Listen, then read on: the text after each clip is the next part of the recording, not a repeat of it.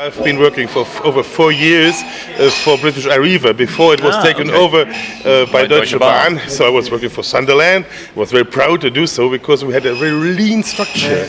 Exactly what I understood, that this is typical British way. So there was only my boss, the Executive Technics Europe. I reported to him directly, and he reported to his board. That was all. Okay. And now today I heard that you have, besides the beautiful private structures, you have something like a central committee called Government or Transport Minister, who every 2 days changes his ideas of how it would work, and then you are losing many of the benefits that in the theory might have given with the privatization. So could you please give us, Herr Professor, of course, could you please give us a short overview how today's structure of British rail industry, or what we say branch or British rail system, is working? What is the main characteristics nowadays?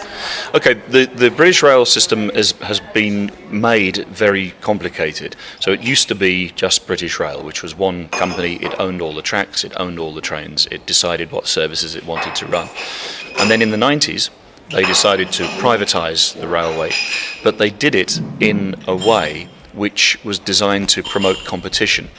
Competition between train operators, competition between rolling stock companies, the people that rent the trains, competition between infrastructure, maintenance companies, competition between train building companies. So that meant that they had to split British Rail into about 100 different companies, each one doing its own thing. And now what that means is you've got 100 different profit centres, all sorts of different contracts between every single company, and it's expensive to run, and it's a complicated structure. So, for example, if my train is late, I run a train, my train is late, then I have to pay the train operators whose other trains I make late. I have to pay the network rail, the company that owns the tracks, because I'm using their infrastructure in a bad way. But if they make my train late, they have to pay me, because I have to pay customers, because I have an obligation if I'm late, and then they have to pay the other train companies as well. So there's armies of lawyers, armies of administrators who are working out all of these extremely difficult things. Then the government, which owns Network Rail, decides that it wants more people to use the train, so it wants to invest in the railway. But it has become very expensive to invest in the railway. The reason why is because we didn't invest for such a long time that we lost the capacity for procurement, to be good procurers, and we also lost the project leadership and other capacities you need to build lots of new infrastructure. So they decided they want to invest, and then of course they try to do too much at once. We haven't got the capability to do all of these things, and so the project costs go up, and then the minister says, "Ooh, this is too expensive, we'll cancel that, we'll stop doing that," and then the project is stopped halfway. So they buy new trains for lines which are going to be electric, and then the lines are no longer electric. So they have to put diesel engines in the electric trains. Couldn't you sell them to another franchise and purchase diesel at once? Well, potentially. We have these companies called rolling stock companies, and they own the trains, and then they lease them to the train operators.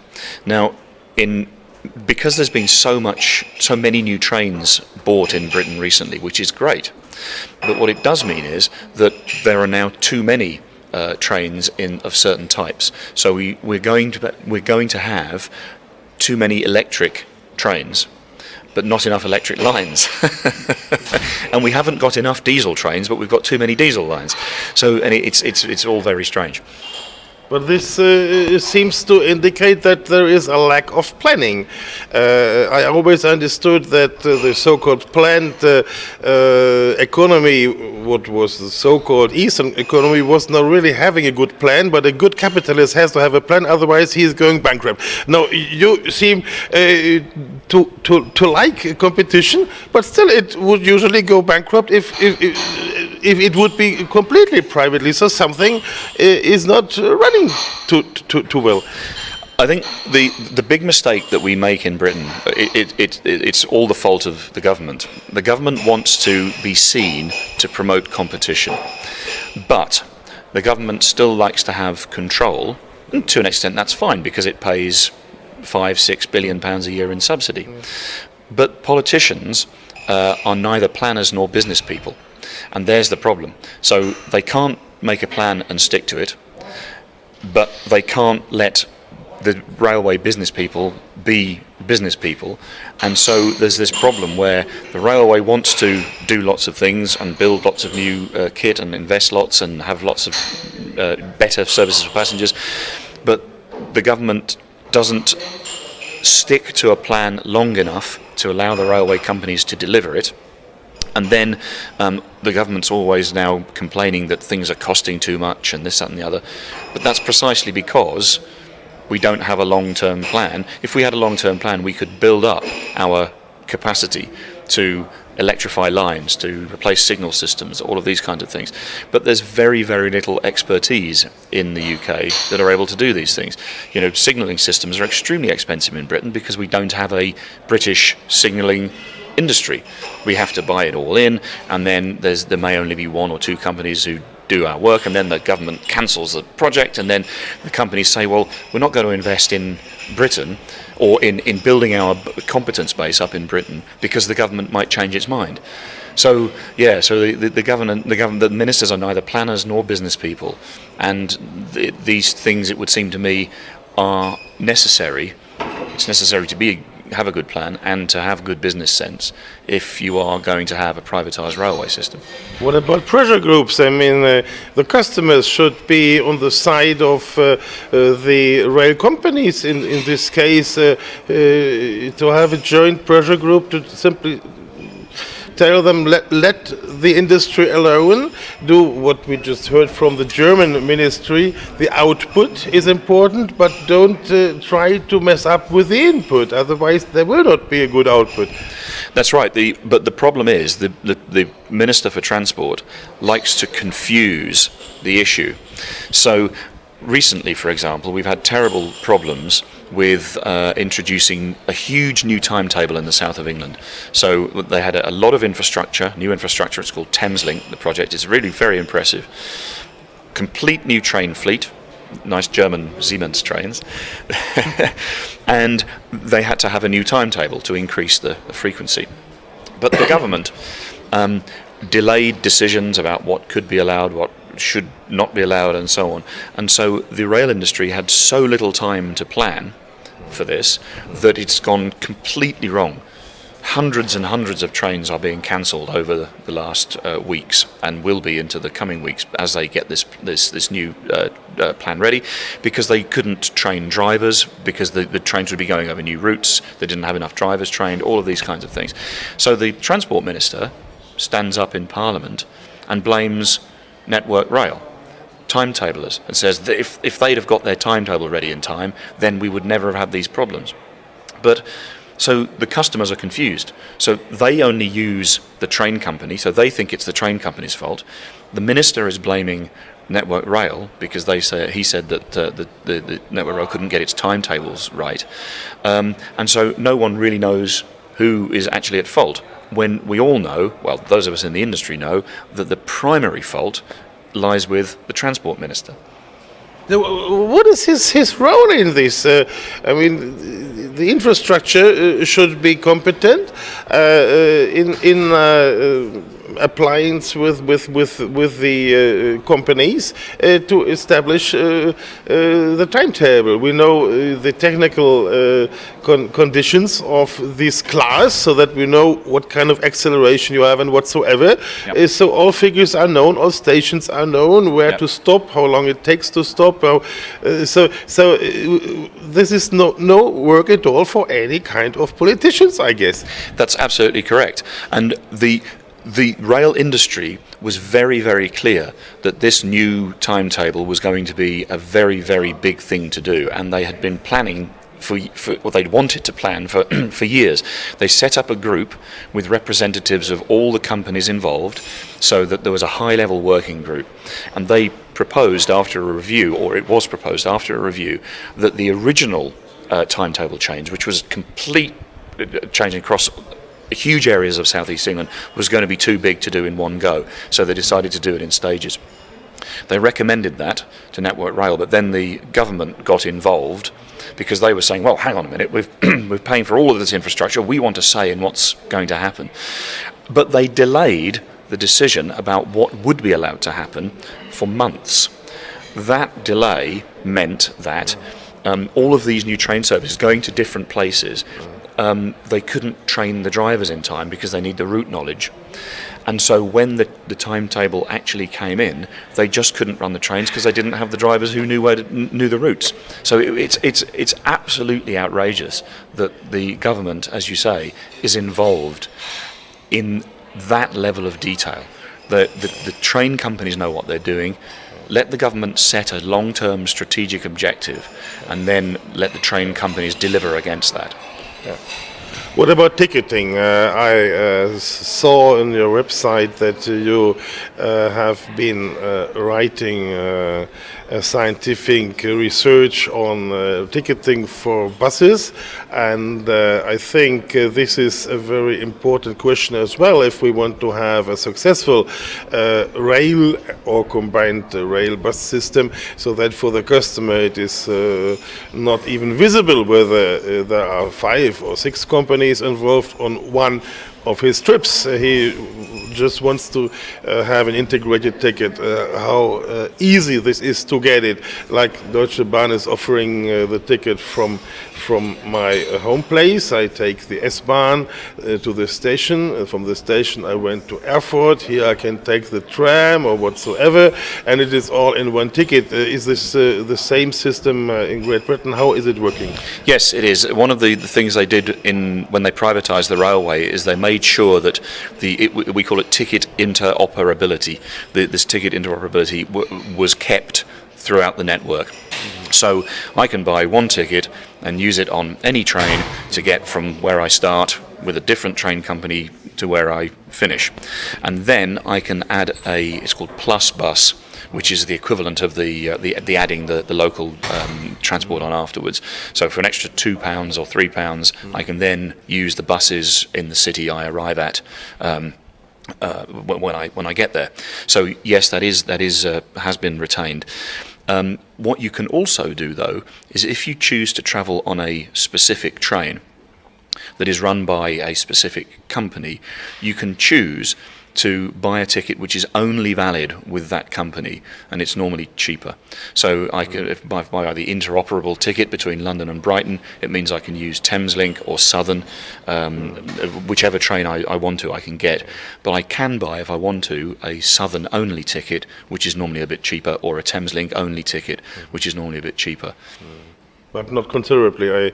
I checked it once. I was checking the prices from London to Wales, and I basically didn't see any difference. It was more or less the same whether to change to Arriva at the very end, because the longest way was nevertheless for the one company. So I could stick to the one I'm purchasing, but for the rest of it, I had to pay considerably much. So what we heard about the prices, I had the impression that the price tickets are more expensive than in Germany. You don't have these kind of Sparpreis up to the last 3 days, because I purchased for Erfurt 3 days ago, and it was for 35, and today it would have been 65. So 3 days up front is still a very big difference in Germany. You don't have this much differences in Great Britain over some days. Huh? Well, yes and no. It's done on a yield management basis, like the airlines do, like EasyJet or Ryanair or whatever. So if I book 2 months in advance, there will be lots of very, very cheap tickets still available. So from Manchester to London, might be able to do that for £10 or something. But if I book 6 weeks in advance, those very cheapest tickets will have gone, and you'll get to the next price step. So it might be £20 would be the cheapest, and then when you get to 3 weeks in advance, those will have gone as well. So it might be £40 as the cheapest, and the closer you get to the day of travel, the more likely it is that you'll pay a higher price. And of course, if you go then actually on the day of travel itself and buy your ticket, then you pay the regular standard off-peak or open price, which is the most expensive. So there's an enormous range. The range is generally greater than it is here in Germany. The very cheapest tickets are very cheap, but the last-minute tickets that you buy on the day can be very expensive. So whereas here, you get a 50% or 25% of cost, 50% of cost, full price or whatever. In Britain, there's a much bigger range. So the tickets will go from anything between £10 and £250 for the same journey.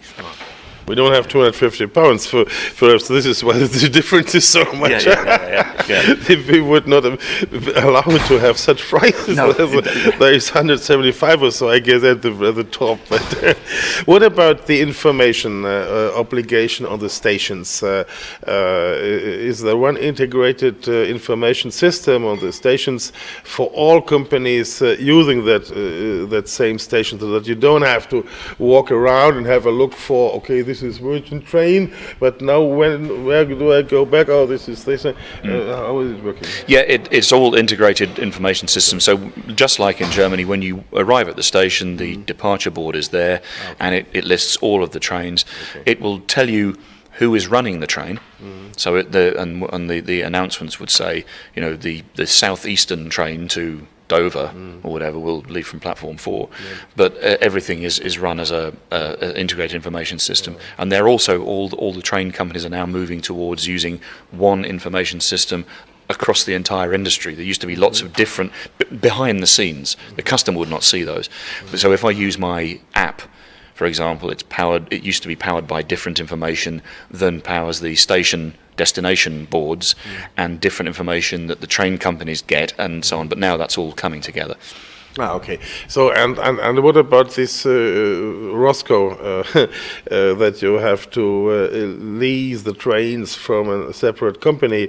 I think it has some benefits, because regardless who wins the franchise, the trains will have a use, and nobody is really losing money when you have to give the trains back. And on the other hand side, you cannot have your own corporate identity with trains that are not your own. It is much more difficult to say that we have this kind of seats of a certain company that we like best. So how would you say the benefit of this situation, or where is the problem? Well, you're right. In theory, no one should lose money, because when one franchise ends, the trains can go on to the next franchise.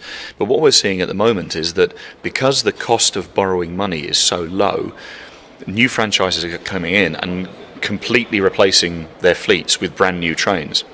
So some of the trains which the previous franchise used, in some cases which are very, very new, 1 year, 2 years old, are being sent back to the rolling stock companies because they're being replaced by yet more brand new trains, which is interesting. But that is allowed to do so. You don't have to take it from the leasing company. No, it depends upon the way the contract is specified. Yeah, so it could be that there is a specification in the contract that says you must use these trains, but that's not the case in all of them at all. And because the government likes to say these are private companies, they should be able to buy their own or choose their own rolling stock.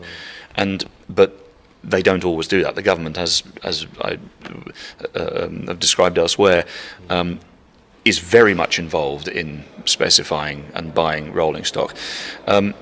Now, it's okay, because the companies lease the trains, they can paint them whatever colour they like, they can make them look however they want, and in most cases they also specify the quality of the interior and that kind of thing. But the government is always somewhere in the background, because it controls the amount of subsidy that the train company is going to get in its franchise. So if a company says, in franchise competition, if one company says, let's say Arriva says, we're going to provide these splendid trains with lots of legroom and we're going to have only 70 seats per carriage as opposed to 85, so we need to buy 100 more carriages. And then First comes along and says, we're going to have 90 seats per carriage, so we actually don't need any extra carriages, so we're going to increase capacity but have no extra carriages. The government goes, lots of extra expenditure, no extra expenditure. Let's go with the cheaper one. So in this way, so the government is still involved with the way in which rolling stock is bought and used, because it controls how much subsidy is paid. So it's. But do they decide at what company to buy the trains? In some circumstances, yes. So the new. I know it's ridiculous. So in the new Great Western trains and the new trains going between London and Edinburgh on London and North Eastern, they were bought from Hitachi, and it was the government that decided that those trains should come from Hitachi, and the government decided what the specification should be and so on. Whereas in other instances, Virgin on the west coast between London and Glasgow, they said, we want to buy new trains, these are the trains we're going to buy, and so on. East Anglia is the same, so they've just bought a complete fleet replacement from Stadler in Switzerland and from Bombardier in England, and they decided they wanted to do that. So it depends. Sometimes this Hitachi was very strange to me. I mean, I'm not against the trains as such, but usually I thought that one might try to support their own country's industry. There is not so much of industry left, probably, so that was strange that. And now you say it's the government. Well, absolutely. And now we heard that we have to leave the European market because we have to support their own industry. But before they went to Far East. Where is the logic in this? I always struggle to find logic in the British government. I mean, you're absolutely right. So all of the new trains for the big. Thameslink project, the one where all the timetables went wrong. All of those trains are Siemens, and they're very, very well built trains, as you would expect. But the government then, when it gave the contract for the East-West line, the Crossrail line that goes through London, there was such an outcry that a British train builder had not been given the contract, that they then gave the next contract to Bombardier to build all of the trains for the Crossrail line in England. And then the Hitachi ones are almost all assembled in England, in a new factory up in the north of England. So they're not entirely built, but they are assembled, and there's lots of British companies involved in there. So that was important in awarding the contract. Others might do the same. I mean, Stadler had built up their own company in Poland, and I was very successful with this. They are selling from the Polish company to Netherlands, for example. So certainly, if there would be, as you say, a strategy, a long-term strategy, others might build up their plants in Great Britain as well. Yeah, but and you've hit the nail on the head there. The strategy is something that British governments find extremely difficult. They always work on tactics. It's always short term with the British government. Strategy is extraordinarily complicated for them. They don't like it because they are too influenced by headlines, and and so they change their minds and they do something different and so on. But if that is the answer to our problems in Britain with the railway. I mean, yes, we've got lots to celebrate. Huge increases in passenger numbers, which is brilliant. Huge amounts of investment in new trains, lots of additional services. This is magnificent. Unfortunately, it costs much more than it should do. We don't have as much infrastructure as we should do, and building new infrastructure is incredibly expensive because the government keeps changing its mind and won't stick to a straight strategy. It's a mixture. It's successes and problems. Last question.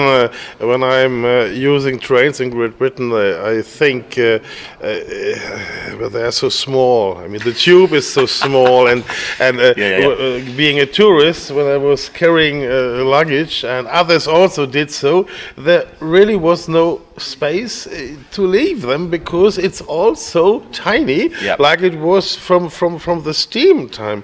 Isn't it really possible to enlarge the gauge a little bit to build higher bridges? And so, I mean, if the trains come from France, you have more space, and you feel probably like on the Russian train, like I feel in Russia in comparison to the Berlin train. But when I go to a British train, it is like narrow gauge. So that would be much more comfort if there could be a change in that direction. That's right. The loading gauge in Britain is smaller than the standard in Europe, and as a result, then the trains are narrower and the trains are more expensive. You can't buy something from the scratch if you don't have the UIC norms and so on. From that point of view, that makes it more expensive. That's right, but they have in the past, British Rail, the government, has judged that it's cheaper or better still to keep the same loading gauge rather than rebuild every tunnel, every bridge, every lower tracks. There was no with investments going on. Yeah, if they would go on. If they that's the thing. You have to do all the electric lines. So on that way, usually many things are possible. That's right. I mean, yes, you're right. On the Great Western Line, for example, they've had to raise a lot of bridges, lower tracks, all these kinds of things. Into this. They could have done, but then just because this is the benefit of this separated system of franchising, if you keep for this and you say, okay, this line it's one line, okay, and it will keep one line. It will not be back British Rail that the same train has to run to Wales or Scotland. So then you can do this, okay. Well, we've kind of come full circle in the British railway industry in the sense that when it was first built, it was all lots of different private companies who built in Great Western. They built them very wide, and it was standard gauge everywhere else. So each company built its railways to slightly different, maybe tighter curves or platforms and were slightly different, or bridges were slightly different, or whatever. And now we've come full circle. We've got lots of different train companies again. So there's a tension because while on the one hand it would be strategically over the long term better to treat the whole thing as one system, we still have trains which are ordered for particular lines, and I mean that's British Rail did that as well. That's historically the case. But we have trains which are built and ordered for one set of lines, and increasingly, or when cross country had its new trains built 15 years ago. They had to be built so they could operate anywhere on the network, and they are by far the worst of all of the trains. They're horrible. They're incredibly cramped. They're very, very incredibly uncomfortable, and you're supposed to travel 8 hours on them. They're absolutely horrible. So yeah, we've got this problem that it's not. Whenever we've done gauge work on one particular line, they haven't necessarily done it elsewhere, and that will get worse now, or rather it won't improve, because now we have bi-mode trains. In fact, we've got tri-mode trains now. We've got diesel, DC electric and AC electric on the same train. So but all this equipment needs more space, so it is taking space from the passenger places. If you don't already for the German trains, it's difficult to implement all the comfort what you need. So the air condition here and new safety system there, and for such tiny small trains, I think it's technically very difficult. It is, and the one answer to it that they could have done is at least have longer trains, because if you can't have wider trains, then buy more carriages. Longer platforms, of course. Yeah, longer. Well, that's okay, because they're doing. I mean, they do that all over the place. So how many meters, or how you say, I don't know, yards, or what you have? I mean, with 220, I think it's for the ICE. So.